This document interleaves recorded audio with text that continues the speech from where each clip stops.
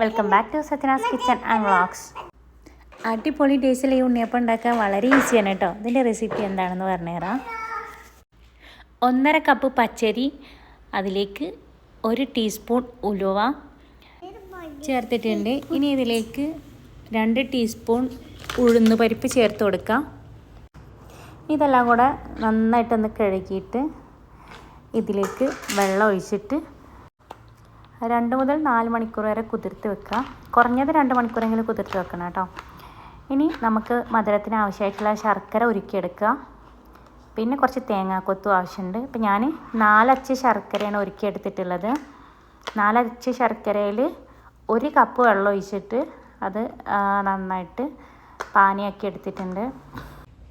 ഇനി നമുക്ക് അരി അരച്ചെടുക്കാം. മിക്സിയുടെ ജാറിലേക്ക് അരി കഴുകിയത് ഇട്ട് കൊടുക്കുക. അതിലേക്ക് നമ്മൾ വെള്ളം ഒഴിക്കണ്ട, നമ്മൾ ശർക്കര പാനി ആക്കി എടുത്തില്ലേ, അത് ഇതിലേക്ക് ചേർത്ത് കൊടുക്കുക. എന്നിട്ട് നന്നായിട്ട് അരച്ചെടുക്കുക. ചെറുതായിട്ട് തരി ഉണ്ടായാൽ കുഴപ്പമില്ല. ഉണ്ണിയപ്പത്തിന് ചെറിയ തരി ആവശ്യമാണ്. നല്ല പേസ്റ്റ് പോലെ അരയണമെന്നില്ല. ഇനി നല്ല പേസ്റ്റ് പോലെ അരഞ്ഞാൽ അപ്പോൾ നമ്മൾ തരിക്ക് വേണ്ടിയിട്ട് കുറച്ച് റവ ചേർത്ത് കൊടുക്കുക.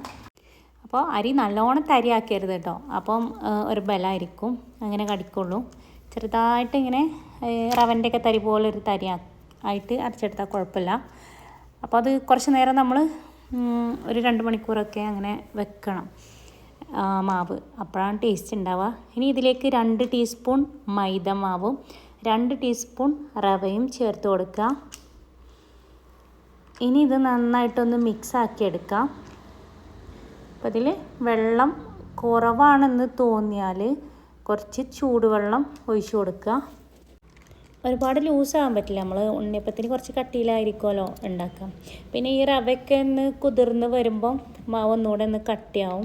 ഇനി നമ്മളിതിലേക്ക് പഴമൊക്കെ ഉടച്ച് ചേർക്കുന്നുണ്ട്. ഇതിലേക്ക് ഒരു 1/4 ടീസ്പൂൺ ഉപ്പ് ചേർത്ത് കൊടുക്കാം. ഞാനിതിലേക്ക് അപ്പ സോഡ ചേർക്കുന്നില്ല കേട്ടോ, അപ്പോൾ വേണമെന്നുള്ളവർക്ക് ഒരു നുള്ള് ബേക്കിംഗ് സോഡയും ചേർത്ത് കൊടുക്കാം. ഇനി ഞാനിതിലേക്ക് 3 മൈസൂരിപ്പഴം ചേർത്ത് കൊടുക്കുന്നുണ്ട്. 3 മൈസൂരിപ്പഴം തൊലി കളഞ്ഞിട്ട് ഒരു ഗ്ലാസ്സിലേക്ക് ഇട്ടിട്ട് ഒരു സ്പൂൺ കൊണ്ട് ഇതുപോലെ ഉടച്ചു കൊടുക്കുക. മിക്സിയിലിട്ടിട്ട് അരയ്ക്കരുത്, അപ്പോൾ നന്നായിട്ട് പേസ്റ്റ് ആവും, അപ്പോൾ ടേസ്റ്റ് ഉണ്ടാവില്ല. ഇതുപോലെ ഇങ്ങനെ ചെറുതായിട്ട് ഇങ്ങനെ കഷ്ണമായിട്ട് കിടക്കുമ്പം അതിങ്ങനെ കടിക്കാനും നല്ല ടേസ്റ്റാണ്. അപ്പോൾ സ്പൂൺ കൊണ്ട് നന്നായിട്ട് കുത്തി ഉടക്കുക. അപ്പോൾ പേസ്റ്റായി പോവില്ല, ചെറുതായിട്ട് ഇങ്ങനെ ഒരു കഷ്ണം കടിക്കാൻ നമുക്കുണ്ടാവും, എന്നാൽ നന്നായിട്ട് ഉടഞ്ഞിട്ടും ഉണ്ടാവും. ഇനി ഇത് നമ്മുടെ മാവിലേക്ക് ഇട്ട് കൊടുത്തിട്ട് ഇത് നന്നായിട്ടൊന്ന് മിക്സ് ആക്കി എടുക്കാം. അപ്പം ഞാനിതിൻ്റെ മോൾക്ക് ഹോസ്റ്റലിലേക്ക് കൊടുത്തേക്കാൻ വേണ്ടിയിട്ടാണ് ഉണ്ടാക്കുന്നത്. കുറച്ച് മോൾക്ക് ഹോസ്റ്റലിലേക്കും കൊടുത്തേക്കും, കുറച്ച് ഞങ്ങൾക്കും കഴിക്കാനുണ്ടാവും. ഇവിടെ നല്ല ശബ്ദം ഉണ്ടാവും കേട്ടോ. ഇവിടെ മോള് ഓളെ കിച്ചൺ സെറ്റ് കൊണ്ടൊക്കെ കളിക്കുന്നുണ്ട്, അപ്പോൾ അത് അങ്ങോട്ടിട്ട് ഇങ്ങോട്ടിട്ട് നല്ല സൗണ്ടാണ്. അപ്പോൾ ഇനി ഒരു ചട്ടി അടുപ്പത്ത് വെച്ചിട്ട് അതിലേക്ക് 2 ടീസ്പൂൺ നെയ്യ് ഒഴിച്ച് കൊടുക്കുക. എന്നിട്ട് നമ്മൾ തേങ്ങാക്കൊത്ത് ഇതിലേക്ക് ഇട്ട് കൊടുക്കുക. എന്നിട്ട് ഇതൊന്ന് മൂപ്പിച്ചെടുക്കാം.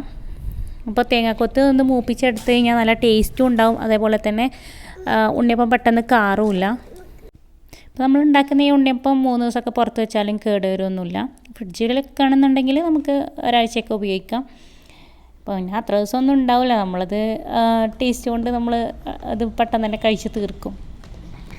അപ്പോൾ തേങ്ങാക്കൊത്ത് ഞാനിതുപോലെ വറുത്തിട്ടുണ്ട്. ഇനി ഇതിലേക്ക് 1 ടീസ്പൂൺ നല്ല ജീരകം ചേർത്ത് കൊടുക്കാം. ഇനി ഇത് ഒന്ന് പൊട്ടിത്തുടങ്ങുമ്പം നമുക്ക് തീ ഓഫ് ചെയ്യാം.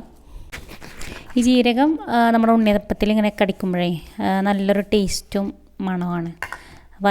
വറുക്കാതെ ചേർത്ത് കഴിഞ്ഞാൽ വേറൊരു കുത്തലായിരിക്കും. അപ്പം ഇനി ഇത് നമ്മുടെ മാവിലേക്ക് ഇട്ട് കൊടുക്കാം.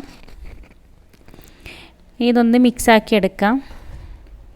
അപ്പം മാവിൽ ഞാൻ വെള്ളം ഒഴിച്ചിട്ടില്ല കേട്ടോ. അരി അരക്കുമ്പം ഞാൻ 1 കപ്പ് ശർക്കരപ്പാനി ചേർത്തിട്ടുണ്ടായിരുന്നു. ആ ഒരു ശർക്കരപ്പാനീൻ്റെ ആ ഒരു വെള്ളം മാത്രമാണ് ഇതിൽ ചേർത്തിട്ടുള്ളത്. അപ്പോൾ ഇത് കറക്റ്റ് അളവാണ്. ഇത് കണ്ടോ, നമുക്ക് ആവശ്യത്തിന് കട്ടിയുണ്ട്, ഓവറായിട്ട് കട്ടിയില്ല. അപ്പോൾ ഇനി ഉണ്ണിയപ്പം ചട്ടി അടുപ്പത്ത് വെക്കുക. എന്നിട്ട് നന്നായിട്ട് ചൂടാവുമ്പോൾ അതിലേക്ക് നമ്മൾ വെളിച്ചെണ്ണ ഒഴിച്ച് കൊടുക്കുക. വെളിച്ചെണ്ണയും പിന്നെ കുറച്ച് നെയ്യും കൂടെ ചേർക്കുകയാണെന്നുണ്ടെങ്കിൽ ടേസ്റ്റ് കൂടും. ഞാൻ വെറും വെളിച്ചെണ്ണയിലാണ് ഇത് പൊരിക്കുന്നത് കേട്ടോ. ഇപ്പോൾ കുഴി നിറച്ച് എണ്ണ ഒഴിച്ച് കൊടുത്തിട്ടുണ്ട്. ഇനി എത്രക്കും എണ്ണയിൽ മുങ്ങി പൊരിക്കണ്ടെന്നുള്ളവർ കുറച്ച് എണ്ണ ഒഴിച്ചിട്ട് പിന്നെ നമ്മൾ ഈ മാവ് ഇങ്ങനെ ഓരോ ടീസ്പൂൺ ഇതിൽ ഒഴിച്ച് കൊടുക്കുക. എന്നിട്ട് തീ കുറച്ച് വെക്കുക. എന്നിട്ട് അടച്ച് വെച്ചിട്ട് അപ്പോൾ നമ്മൾ അപ്പമൊക്കെ ചൂടുമ്പോൾ തന്നെ അടച്ച് വെച്ചിട്ട് അത് ഇങ്ങനെ ഏകദേശം മുകൾ ഭാഗത്ത് ഇങ്ങനെ റെഡിയായി വരുമ്പം നമ്മളത് മറിച്ചിട്ടിട്ട് മറ്റേ ഭാഗം ഒന്ന് വേവിച്ച് അടച്ച് വെച്ച് വേവിക്കുക. അപ്പം ടേസ്റ്റ് ഉണ്ടാവും.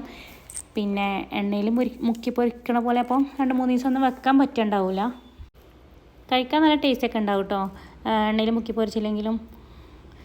അപ്പം ഞാൻ അത് ഓരോ കുഴിയിലും ഓരോ ടീസ്പൂണ് മാവ് ഇങ്ങനെ ഒഴിച്ച് കൊടുക്കുകയാണ്. ഇത് 9 കുഴിയാണ് ഇതിനുള്ളത് കേട്ടോ. അപ്പം ഞാനിങ്ങനെ അതുകൊണ്ട് ഒരു 47 ഉണ്ണിയപ്പം ഉണ്ടാക്കിയിട്ടുണ്ട്. ഈ ഒരു കറക്റ്റ് അളവ് മാവ് എടുത്തു കഴിഞ്ഞാൽ നമുക്ക് പിന്നെ 47 ഉണ്ണിയപ്പം ഉണ്ടാക്കാം. പിന്നെ നല്ല വലിയ കുഴി ഉള്ളതിനനുസരിച്ച് എണ്ണ വ്യത്യാസം ഉണ്ടാവും. ഇത് പാകത്തിന് വലിപ്പമുള്ളൊരു ഉണ്ണിയപ്പമാണ് കേട്ടോ, നല്ല വലിയ ഉണ്ണിയപ്പമല്ല. അപ്പോൾ ഒരു ഭാഗം ആയിക്കഴിഞ്ഞാൽ നമ്മൾ മറ്റേ ഭാഗം മറിച്ചിട്ട് കൊടുക്കുക. എന്നിട്ട് ആ ഭാഗം വേവിക്കുക. ഇത്ര പണിയുള്ള ഉണ്ണിയപ്പം ഉണ്ടാക്കുകയാണ്. അപ്പോൾ ഇതുപോലെ നമ്മൾ വീട്ടിലിടയ്ക്ക് ഉണ്ടാക്കുകയാണെന്നുണ്ടെങ്കിൽ കുട്ടികൾക്ക് നല്ല ടേസ്റ്റി ആയിട്ട് ഹെൽത്തി ആയിട്ട് ഉണ്ണിയപ്പം കഴിക്കാം. ഒരു മധുരമൊക്കെ കഴിക്കാനിടയ്ക്ക് നമുക്ക് തോന്നൂലേ. അപ്പോൾ അതുപോലെ വീട്ടിലുണ്ടാക്കുക, 2-3 ദിവസമൊക്കെ കഴിക്കാമല്ലോ. പിന്നെ അത്ര വലിയ പണിയൊന്നുമില്ല.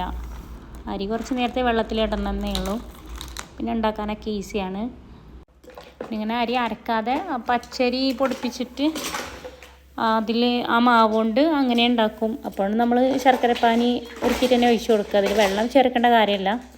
അപ്പോൾ ഞാൻ 4 അച്ച് ശർക്കരയിൽ 1 കപ്പ് വെള്ളമാണ് ഒഴിച്ച് കൊടുത്തത്. എന്നിട്ട് അത് ഉരുക്കിയെടുത്ത പാനി ആ വെള്ളം കൊണ്ടാണ് നമ്മൾ പിന്നെ അരി അരച്ചത്. പിന്നെ വെള്ളമൊന്നും ചേർത്തിട്ടില്ല, കറക്റ്റ് അളവാണ്. അപ്പോൾ അതാ നല്ല ടേസ്റ്റി ആയിട്ട് അടിപൊളി ടേസ്റ്റുള്ള ഉണ്ണിയപ്പം റെഡി ആയിട്ടുണ്ട്. അപ്പോൾ അതുപോലെ ഉണ്ടാക്കി വെക്കുക. വീഡിയോ ഇഷ്ടമായി ലൈക്ക് ചെയ്യാനും സബ്സ്ക്രൈബ് ചെയ്യാനും മറക്കരുത്. പുതിയ വീഡിയോ ആയിട്ട് വീണ്ടും കാണാം. Thank you.